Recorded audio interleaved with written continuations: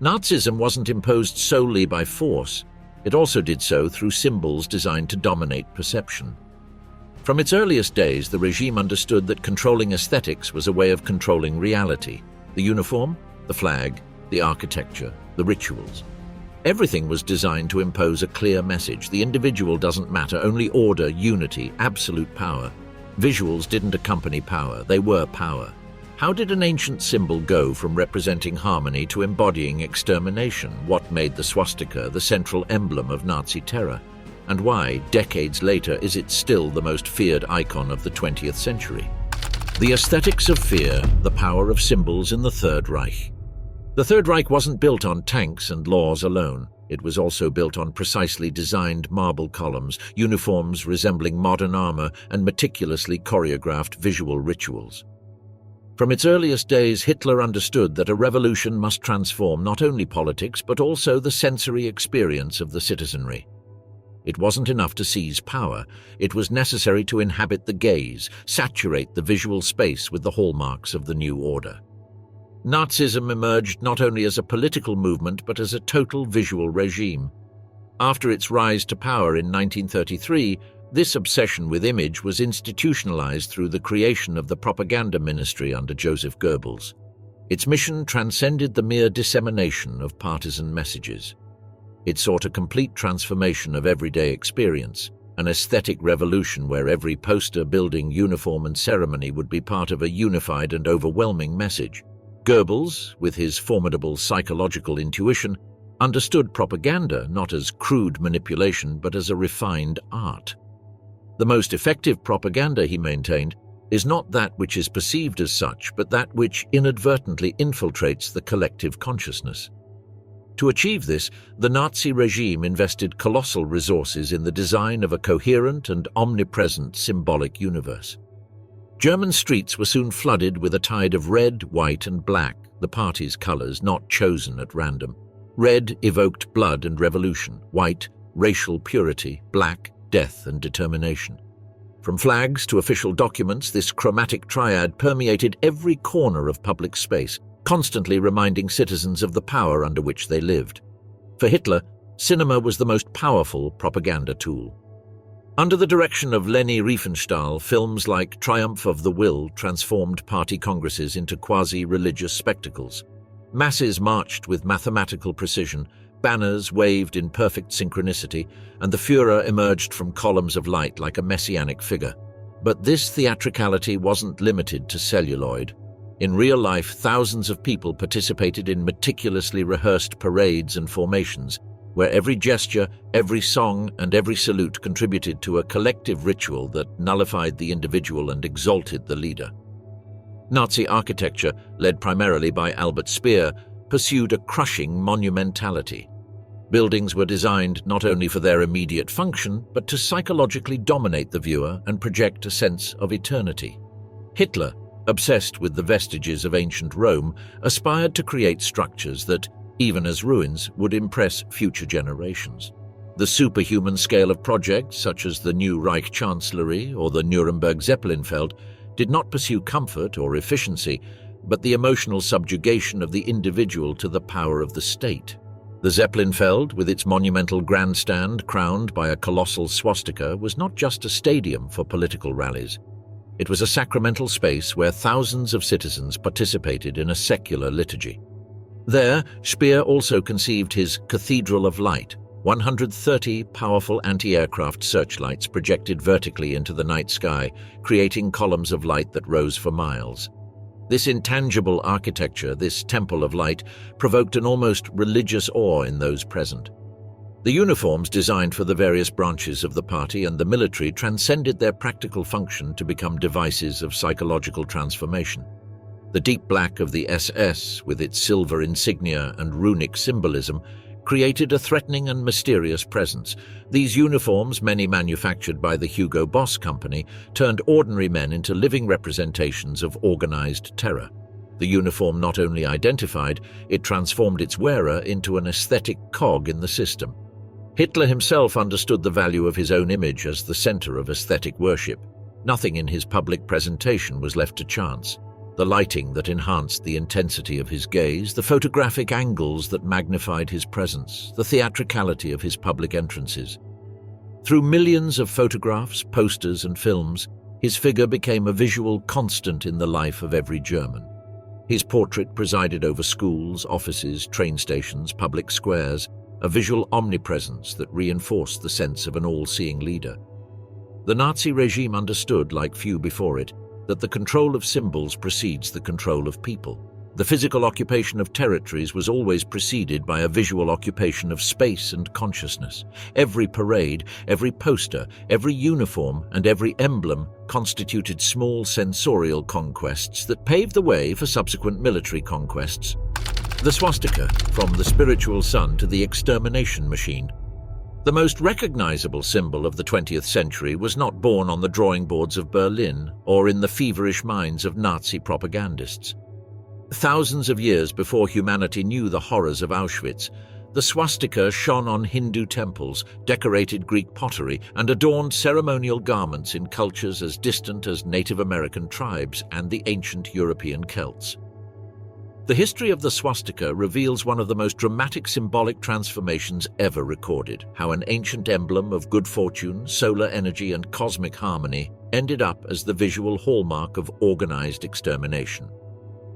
The first documented appearances of the swastika date back to at least 3000 BC in archaeological finds from the Indus Valley civilization.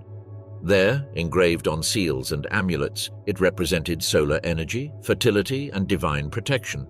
The term swastika derives from Sanskrit, combining the concepts of su, good, and asti, being, to form a word that literally means well-being or good fortune. In India, the swastika has held sacred status in multiple religious traditions for millennia. Hindus associate it with Ganesha, the god of wisdom and prosperity, painting it on the entrances of homes and temples as an invitation to positive energies.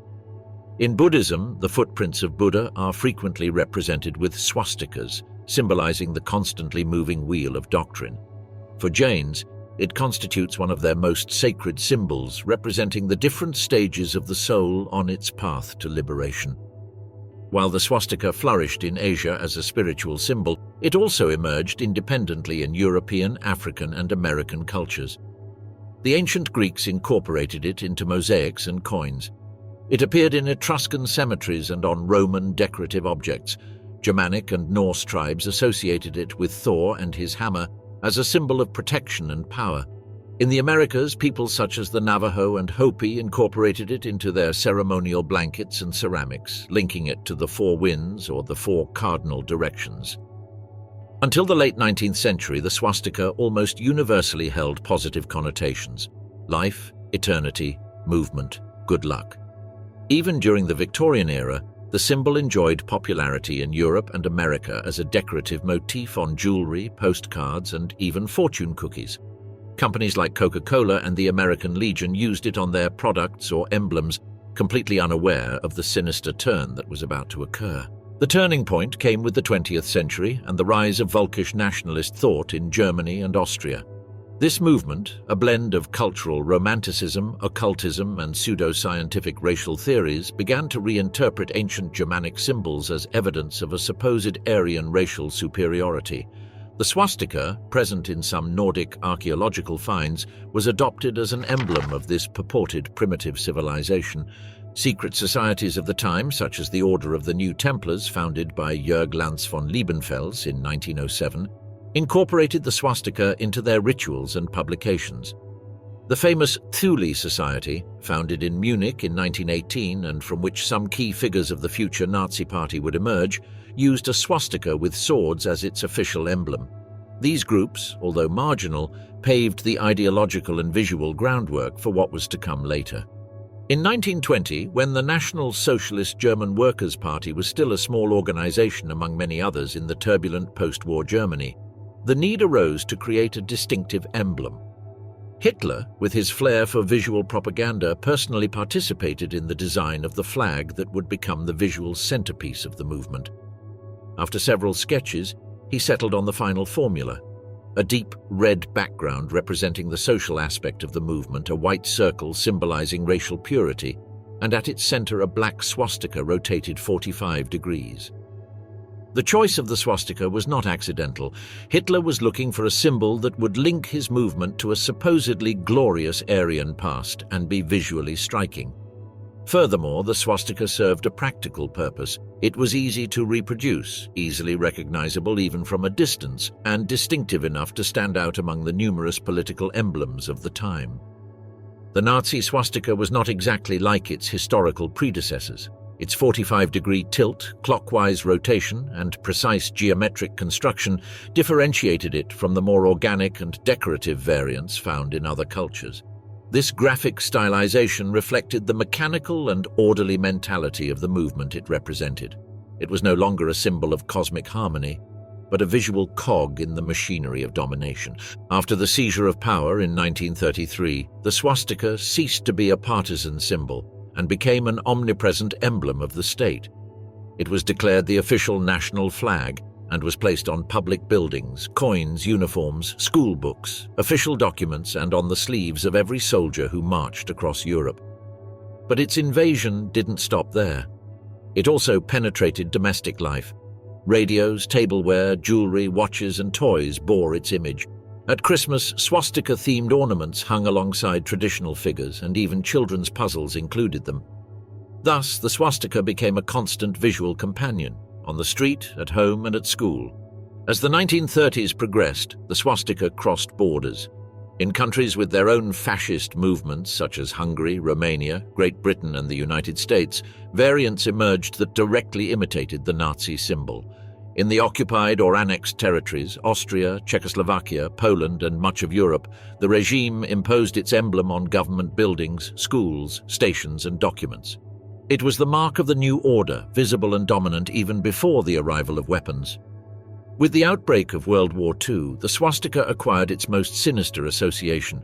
Painted on the tanks that devastated Warsaw, on the planes that bombed Rotterdam and London, on the caps of officers overseeing mass deportations, and finally on the concentration camps, the swastika completed its transformation from a spiritual symbol to an emblem of systematic terror.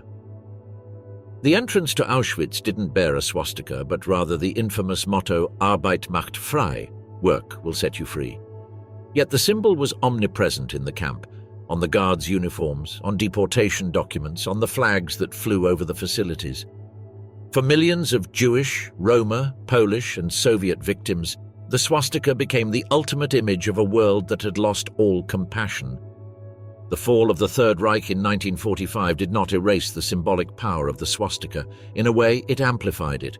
Photographs of Soviet soldiers throwing Nazi banners at the foot of Lenin's mausoleum, or of American soldiers destroying enormous swastika-emblazoned eagles at Nuremberg, became icons of Allied victory.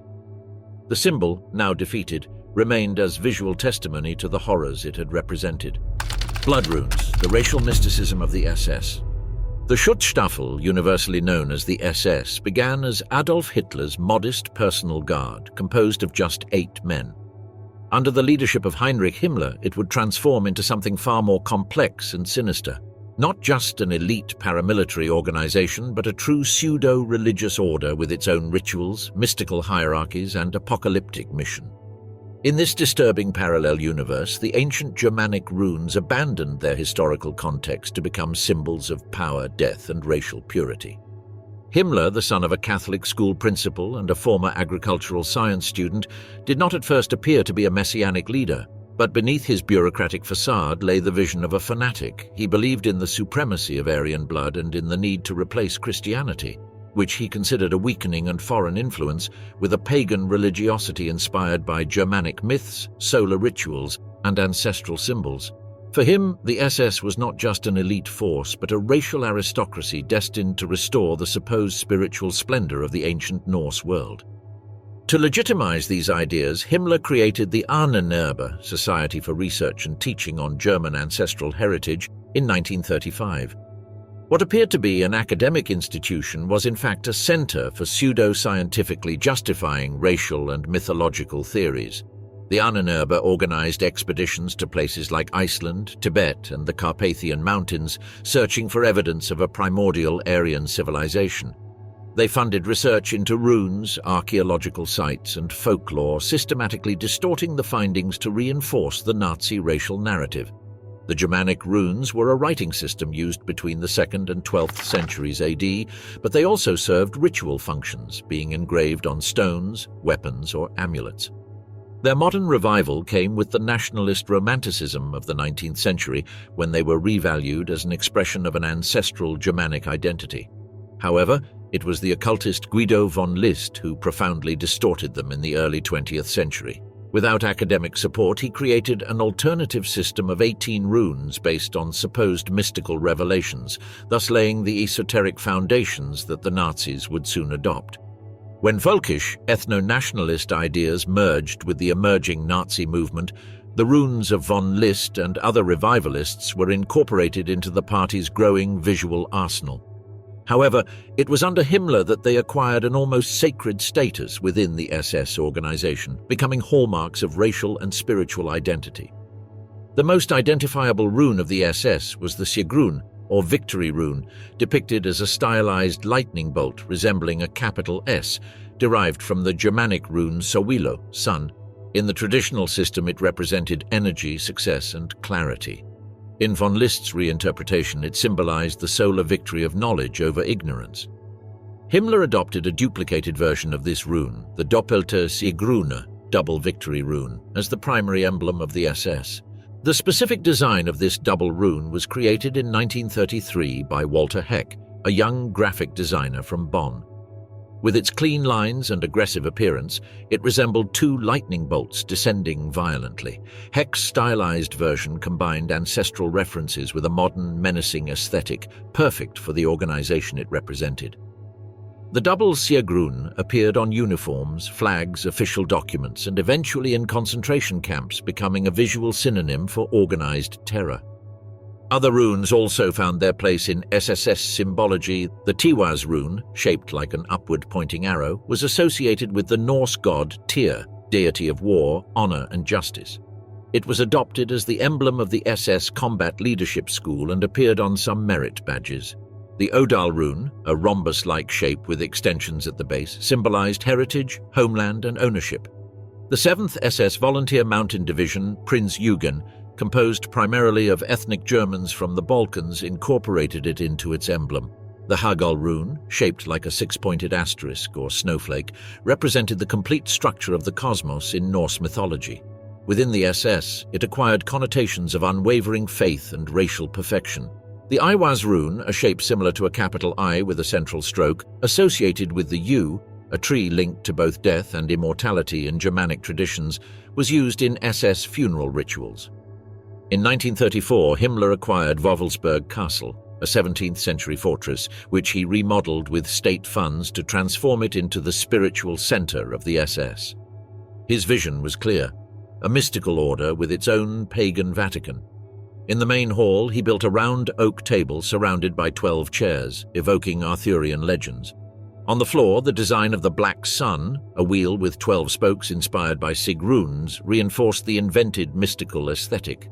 In the crypt, conceived as a mausoleum, the urns containing the ashes of deceased high-ranking officers were planned to be stored, consolidating the image of an immortal brotherhood governed by symbols and rituals. Runic aesthetics permeated even the most personal aspects of SS members' lives. The Ring of Honor, Ehrenring, designed by Willigut, Himmler's personal occult advisor, and awarded to outstanding officers, bore the Sigrun along with the Totenkopf, skull, and other mystical symbols.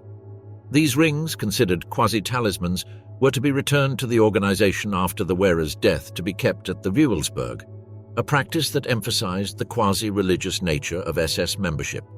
S-initiation, promotion, and marriage ceremonies systematically incorporated runic references. Officers swore allegiance before rune-emblazoned banners, received certificates bearing runic seals, and participated in ceremonies inspired by an imaginary ancient Germanic tradition.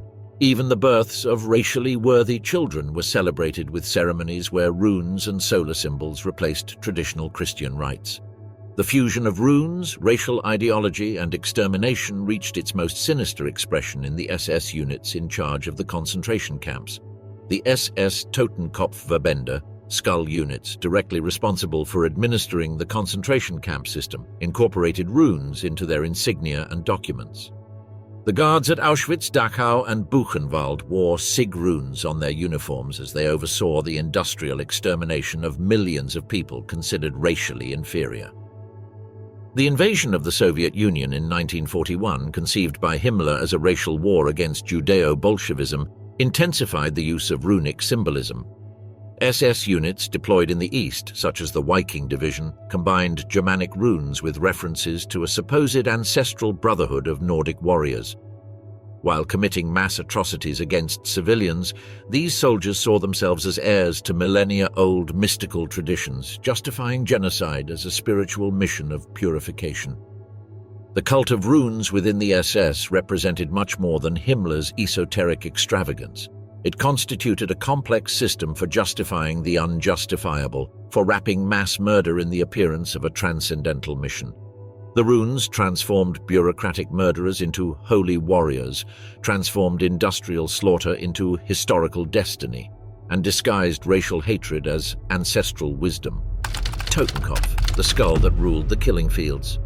Among the most disturbing images of the 20th century is a white skull on a black background, often accompanied by crossbones.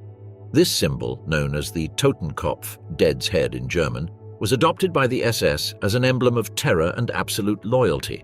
However, unlike the swastika or runes, whose appropriation involved distorting centuries-old traditions, the Totenkopf had a specifically military history in Prussian tradition. Its evolution from a symbol of courage in cavalry to an emblem of genocide reveals how even symbols with legitimate historical roots can transform into icons of systematic horror. The first documented use of the Totenkopf as a German military insignia dates back to the 18th century, during the reign of Frederick II of Prussia, known as Frederick the Great.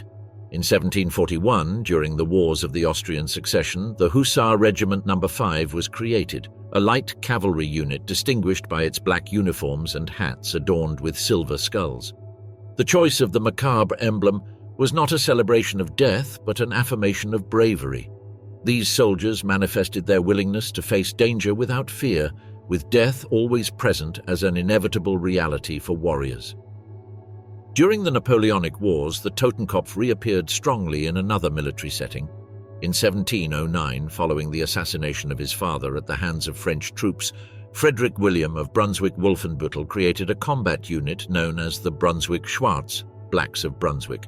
These volunteers wore all black uniforms, a mourning color for the fallen duke, and wore the Totenkopf on their shakos, military hats. Their black flag with the skull and crossbones expressed not only mourning but also revenge and unwavering resistance. These Blacks of Brunswick gained a notable reputation fighting against Napoleon's forces in several battles, including Quatre Bras and Waterloo. The skull on their uniforms was not a symbol of cruelty toward the enemy, but of loyalty to their cause and their fallen leader.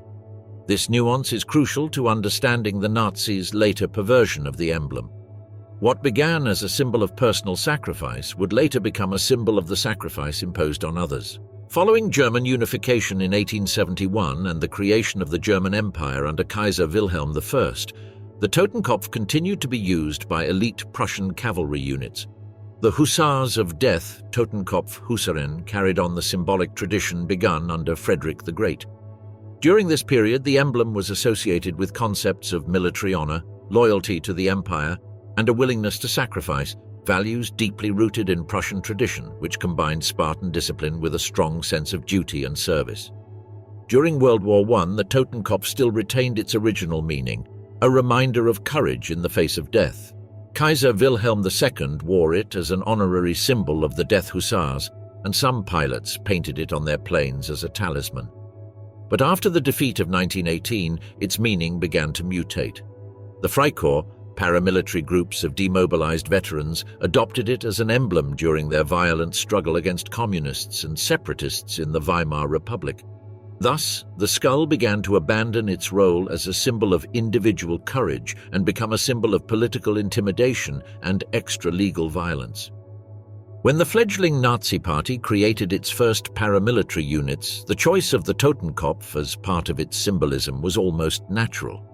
Julian Schreck, a former member of the Freikorps and first commander of Hitler's personal guard, initially called the Stabswache, later the Stoßtrupp Adolf Hitler, incorporated the skull into the insignia of this elite unit. This appropriation visually connected the young Nazi movement with Prussian military tradition, lending it an aura of historical legitimacy and discipline. The formalization of the SS in 1925 under Heinrich Himmler cemented the use of the Totenkopf as the organization's distinctive symbol. It appeared prominently on officers' caps just below the imperial eagle, creating a visual duality between the state, represented by the eagle, and death, symbolized by the skull. For Himmler, obsessed with creating a kind of modern chivalric order, the Totenkopf represented much more than intimidation. It evoked the SS members' supposed willingness to die for the Führer and the party, as well as his liberation from any moral or human restraint in the face of the Reich's enemies. The year 1939 marked a turning point in the history of the Totenkopf with the formal creation of the 3rd SS Panzer Division, Totenkopf. This combat unit, initially recruited from concentration camp guards, was commanded by Theodor Eicke, former director of the Dachau camp and architect of the Nazi concentration camp system. The Totenkopf division, which prominently displayed the macabre emblem on its banners and uniforms, would become distinguished by its fanaticism and brutality, especially on the Eastern Front, where it committed numerous war crimes against civilians and prisoners. At the heart of the concentration camp system, the SS Totenkopf-Verbände Dead Skull units administered the machinery of extermination. Their members wore the Totenkopf not as a symbol of courage in the face of danger, but as an emblem of absolute dominion over the lives of others. The skull, once associated with warrior sacrifice, now marked the perpetrators of genocide. In camps like Auschwitz, Treblinka, and Sobibor, its presence on uniforms became a recognizable image of terror. For millions of prisoners, just seeing it was enough to understand that death was not an option, it was protocol. The SS honor ring, personally presented by Himmler to prominent officers, incorporated the Totenkopf along with runes and other esoteric symbols. This object, considered almost a relic within the organization, was to be returned after the wearer's death to be kept at Wewelsburg Castle, the ritual center of the SS. The combination of the Totenkopf with runic symbols on this ring exemplified the ideological fusion of Prussian military tradition and racial mysticism characteristic of Himmler's worldview. As the war progressed and the Nazi regime intensified its policy of extermination, the Totenkopf became a symbol of terror inside and outside of Germany. In the occupied territories, units bearing the skull and crossbones carried out anti-partisan operations that frequently involved indiscriminate massacres of civilians. The Totenkopf division and other SS units bearing the macabre emblem left a trail of destruction from France to the Balkans, from Norway to Ukraine. Unlike other Nazi symbols such as the swastika, whose specific design was created by the regime, the Totenkopf essentially retained its traditional form. What radically changed was its meaning. The transformation of the emblem reflects the metamorphosis of National Socialism itself, a movement that began by appropriating traditional patriotic symbols and ended by completely perverting their original meaning to turn them into hallmarks of a genocidal regime. This visual continuity between Prussian military tradition and the Nazi extermination apparatus helped normalize the extreme, dressing the new in the garb of the old and respectable. For many Germans, seeing the Totenkopf on official uniforms wasn't shocking precisely because the symbol had a long history in the national military tradition. But what had changed, subtly at first and then dramatically, was everything the symbol represented. The false Rome, the invented origin of the Nazi salute. The right arm extended forward, rigid, slightly raised, with the open palm facing down. A simple gesture that became one of the most recognizable symbols of the 20th century.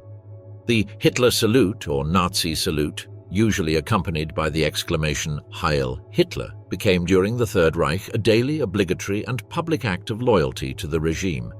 However, contrary to popular belief, this gesture does not originate in ancient Rome.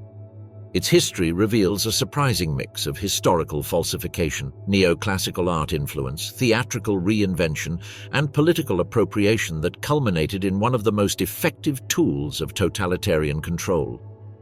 The image of the outstretched arm salute as a Roman custom is a modern invention. Although film, television, and popular literature have represented it for decades as an authentic gesture of ancient Rome, there is no archaeological or textual evidence to support it. Classical sources such as Suetonius, Tacitus, or the reliefs on Trajan's column show nothing similar. Romans greeted with handshakes, nods, or verbal formulas, but not with a Nazi-style raised arm. The visual origin of this historical misunderstanding can be traced back to the 18th century, at the height of European neoclassicism.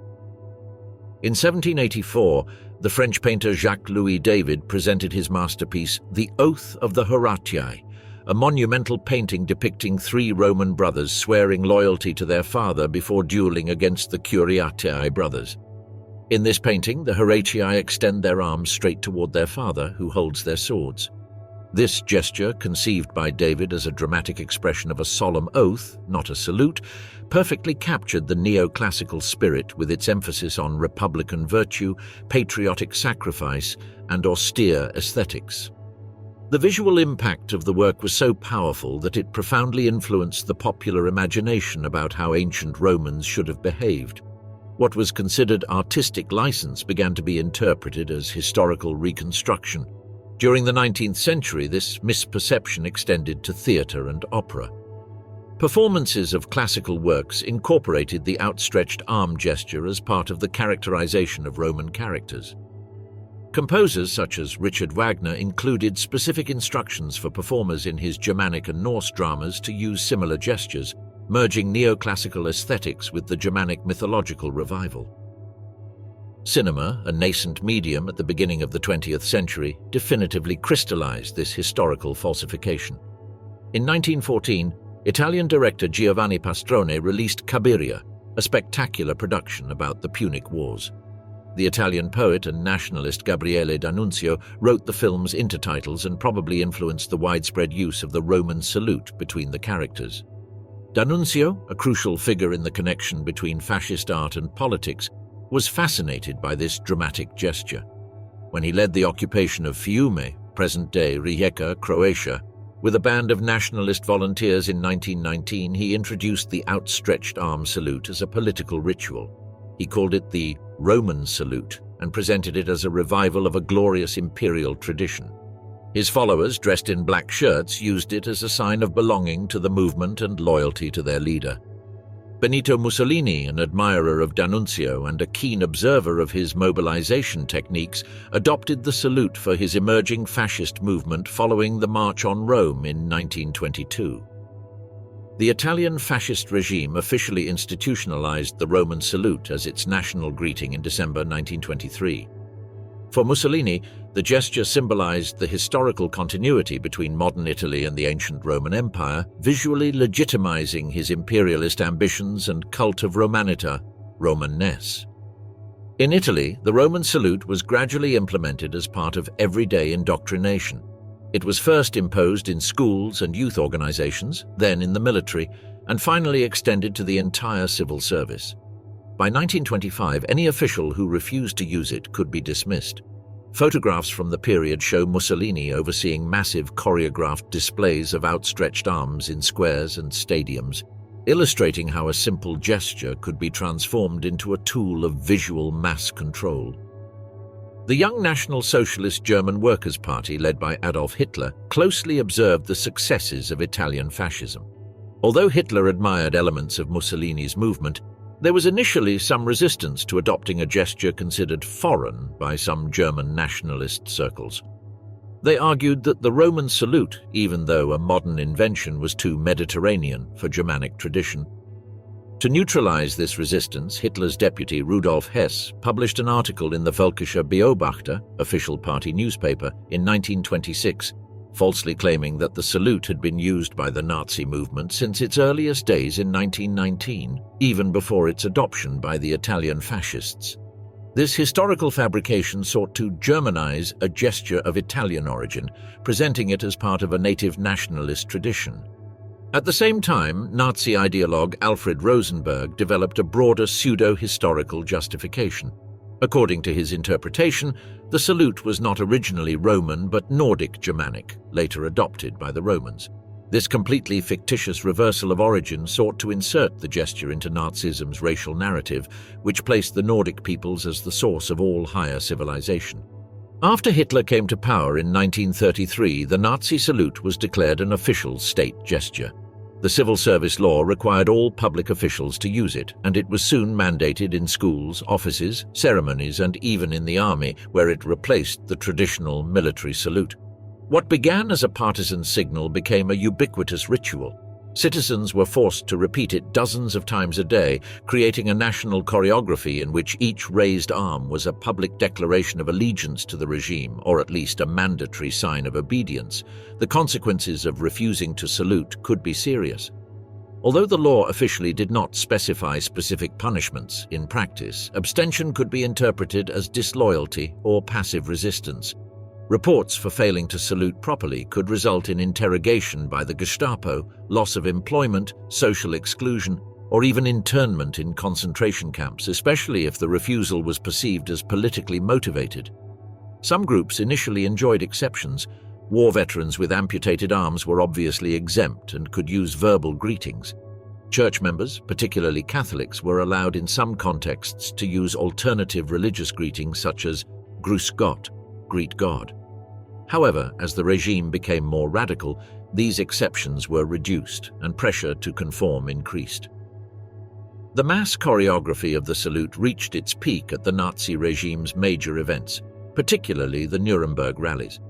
Meticulously filmed by Leni Riefenstahl in films such as Triumph of the Will, 1935, these events depicted hundreds of thousands of participants extending their arms in unison at Hitler's arrival. The visual impact of these forests of arms, as one observer described them, created a powerful image of unanimity and absolute devotion to the Führer. It is crucial to understand that, for the Nazis, the salute was not simply a formality or an act of courtesy. It constituted an extraordinarily effective mechanism of psychological and social control for several reasons. First, it transformed political loyalty into a physical, visible, and public act.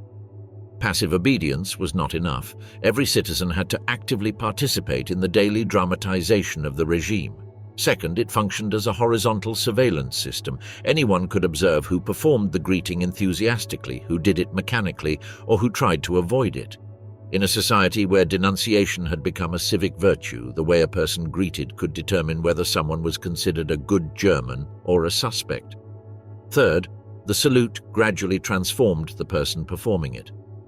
Modern psychology has confirmed how repeated physical gestures influence mental attitudes. The daily repetition of the Nazi salute, even if initially performed out of mere obedience, tended to normalize acceptance of the regime and its values.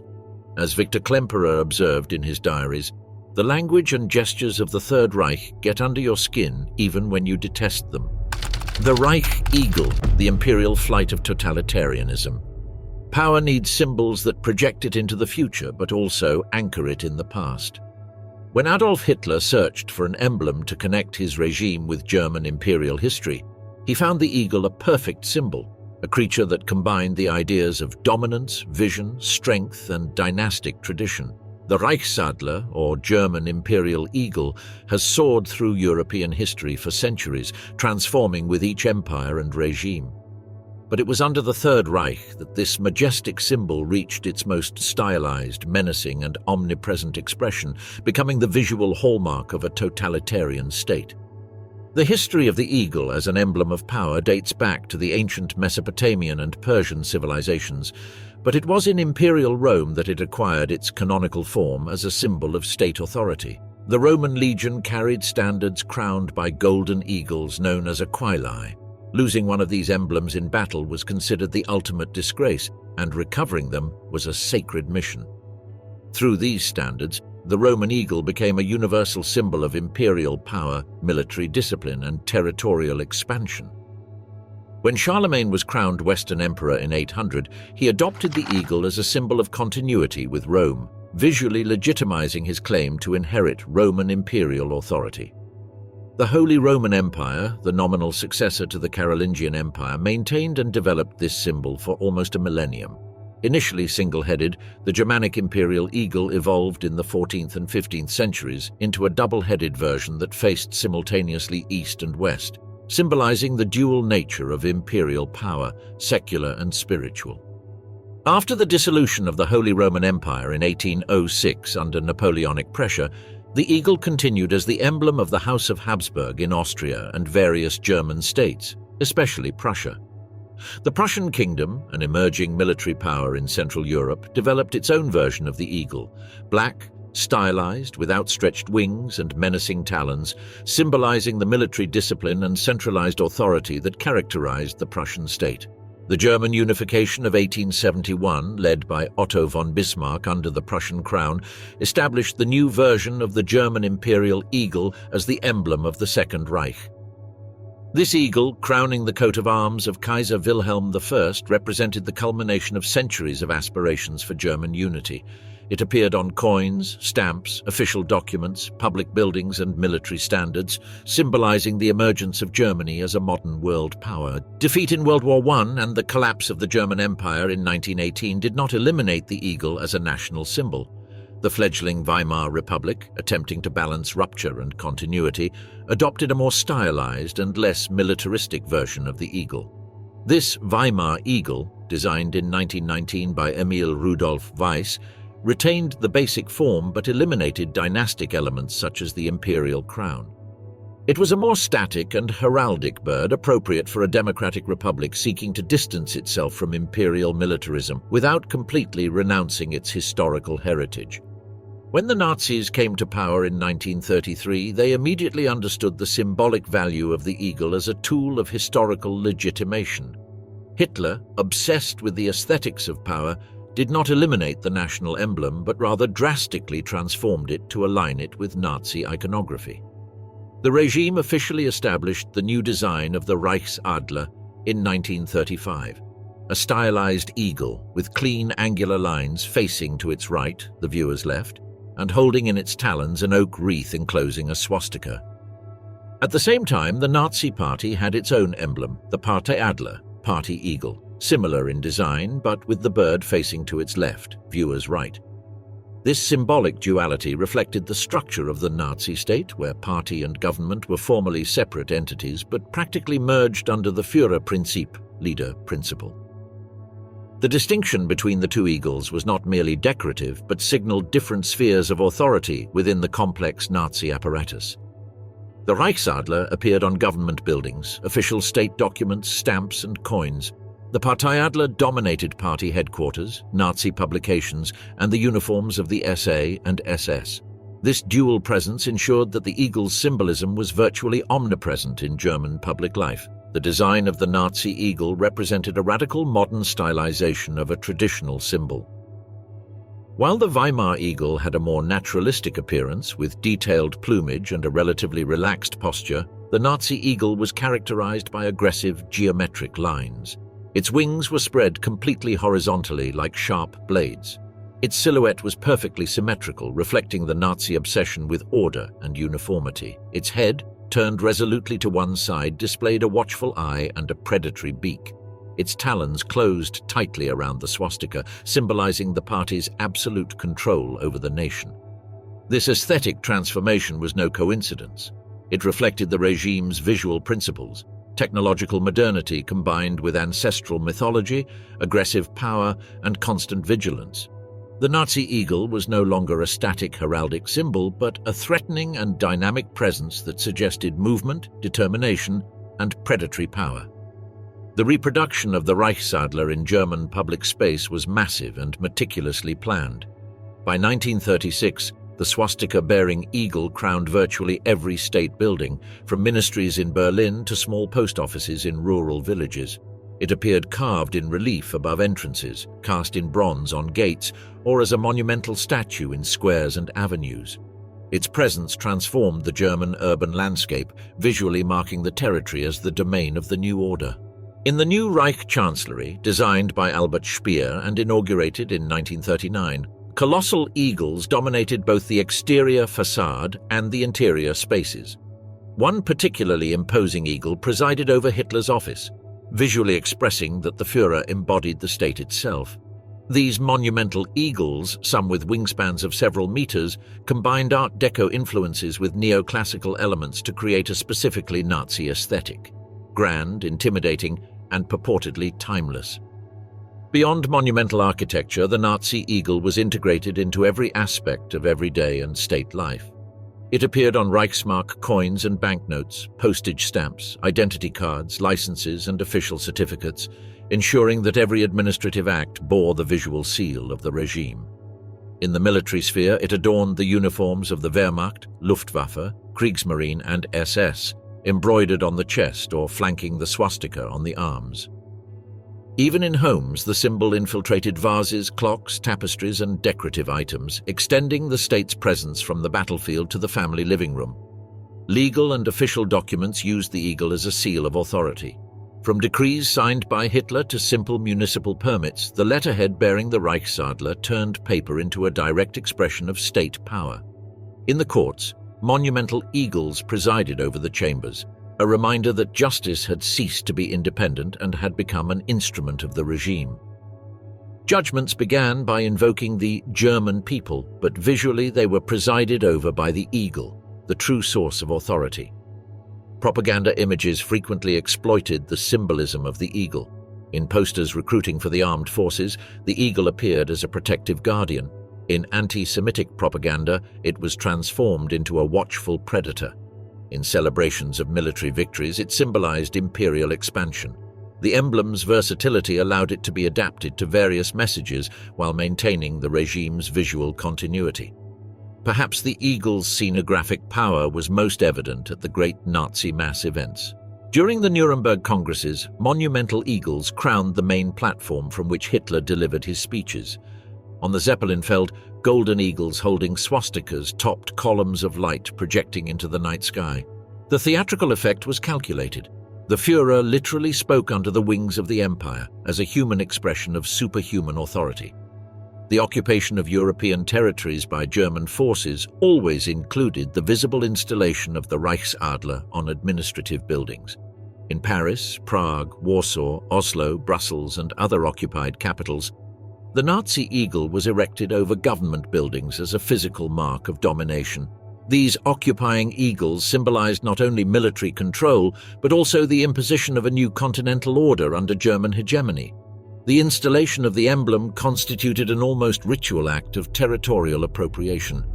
The forbidden legacy, the cursed legacy of Nazi symbols. On the morning of May 9, 1945, the citizens of Berlin awoke to a transformed world. The Third Reich, which promised to last 1,000 years, had collapsed in just 12. Amid the rubble of the bombed-out capital, thousands of red flags bearing swastikas, imperial eagles, SS banners, and armbands bearing Nazi symbols burned in makeshift bonfires. The population, whether out of survival or conviction, feverishly eliminated the visual markers of the fallen regime. Thus began one of the most complex processes in contemporary history: the management of a toxic symbolic legacy, the determination of what to do with emblems that, in just a few decades, had acquired such powerful associations that their mere sight provoked horror. More than 80 years later, this process continues. The symbols of Nazism did not disappear with the fall of the regime that brought them to power. They survive in educational and museum settings, but also in neo-Nazi demonstrations, in encrypted digital codes, and in contradictory cultural and religious uses. Their persistence raises fundamental questions about historical memory, freedom of expression, cultural identity, and the enduring power of symbols to stir emotions and mobilize ideologies long after their creators have passed away. Immediately after the German surrender, the occupying powers began a radical process of symbolic denazification. Allied Control Council Directive 30 of May 1946 ordered the removal of military memorials, war museums, Nazi statues, and any symbols associated with the regime.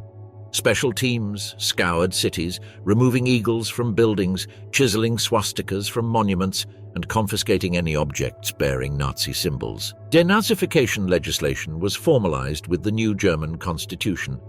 In 1949, the Federal Republic of Germany criminalized the use or public display of symbols of unconstitutional organizations, specifically those associated with Nazism. Section 86A of the German Penal Code prohibits the manufacture, import, storage, or public display of swastikas, SS runes, the Hitler salute, and other Nazi emblems with penalties of up to 5 years in prison. Similar legislation was adopted in Austria, France, Poland, Russia, and other European countries under Nazi occupation. Each jurisdiction developed its own variations. While Germany and Austria implemented broad bans on almost all Nazi symbols, France focused on criminalizing advocacy of the regime rather than specific symbols, and countries like Italy maintained legal ambiguities regarding fascist symbols. This criminalization immediately created necessary exceptions. Nazi symbols could appear in educational, historiographical, artistic, or museum contexts that clearly did not seek to promote Nazi ideology.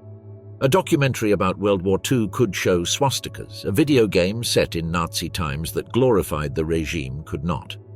These distinctions, while logical in theory, have led to decades of legal debate about the boundaries between history education and covert apologetics. Unlike Europe, the United States adopted a radically different approach. Protected by the First Amendment, American courts have consistently protected the right to display Nazi symbols as a form of political expression, however repugnant. Organizations such as the American Civil Liberties Union have legally defended the right of neo-Nazi groups to hold marches with Third Reich symbols, arguing that banning specific symbols sets a dangerous precedent for restricting other forms of controversial expression. This transatlantic divergence reflects different legal traditions and historical experiences. Europe, which directly suffered the Nazi horrors, prioritizes protecting the dignity of victims and preventing fascist resurgences.